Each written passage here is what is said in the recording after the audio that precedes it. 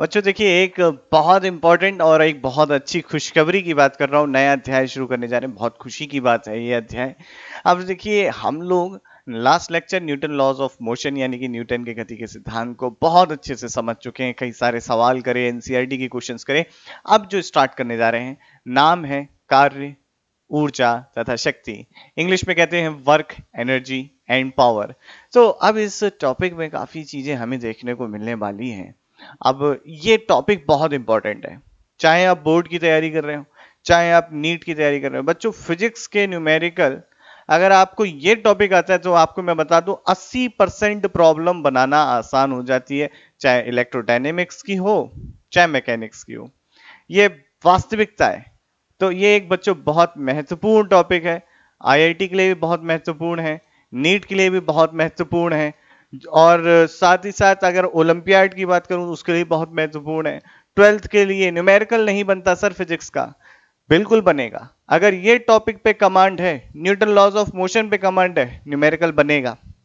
सवाल बनाना सीख जाओगे। तो बहुत इंपॉर्टेंट टॉपिक है, बहुत अच्छे से पढ़ना। अब क्या क्या पढ़ना है, सबसे पहले बात आपके सामने लिखी हुई है, कार्य।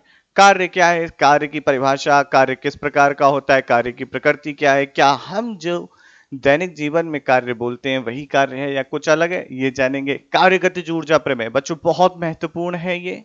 इसी के ऊपर आधारित बहुत सारे ये कंसेप्ट जिसको आता है समझ लें, उसके लिए फिजिक्स बहुत आसान हो जाती है। तो बहुत इंपॉर्टेंट कंसेप्ट। फिर संरक्षी बल, असंरक्षी बल तथा केंद्रीय बल, ये तीनों बल जो हैं आपके, समझ लें कि पूरी दुनिया, ये विश्व में बहुत, ब्रह्मांड की बात करूं तो ये बल ब्रह्मांड में सर्वव्यापी है। गुरुत्व बल है आपका, वैद्युत बल है। तो ये बल कौन से संरक्षी होते हैं, कौन से असंरक्षी होते हैं, सब जानेंगे इसी अध्याय में। तो आप समझिएगा, ये बहुत महत्वपूर्ण अध्याय है हम लोगों के लिए, बहुत इंपॉर्टेंट चैप्टर है बच्चों। स्थितिज ऊर्जा, आपने जो स्थितिज ऊर्जा पढ़ी थी अभी तक, उसको और गहराई से जानेंगे इसमें। जो आप कक्षा 9 में पढ़ के आए थे स्थितिज ऊर्जा, उसी स्थितिज ऊर्जा को बच्चों बहुत और डिटेल में जानना है कि क्या होती है स्थितिज ऊर्जा।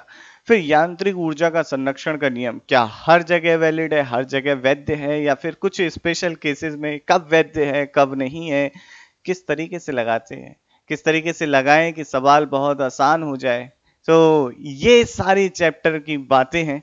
और फिर स्प्रिंग स्थितिज ऊर्जा, आपने देखा होगा स्प्रिंग को आप खींचते हो तो स्प्रिंग क्या होता है, अपने अंदर एनर्जी स्टोर कर लेता है। तो वो एनर्जी स्टोर्ड कैसे निकालें, कैसे संचित ऊर्जा स्प्रिंग में होती है उसको निकालें। तो सारी बातें इसी चैप्टर में। तो ये पूरी प्लेलिस्ट में आपको एक तरफ से सारी चीजें मिलती जाएंगी। तो मेहनत से पढ़िएगा, बहुत मेहनत से वीडियो बनी है, जरूर पढ़िएगा, ध्यान दीजिएगा। अभी मैं चलता हूं, अब आप पहले फर्स्ट वीडियो से स्टार्ट करो देखना। जय हिंद।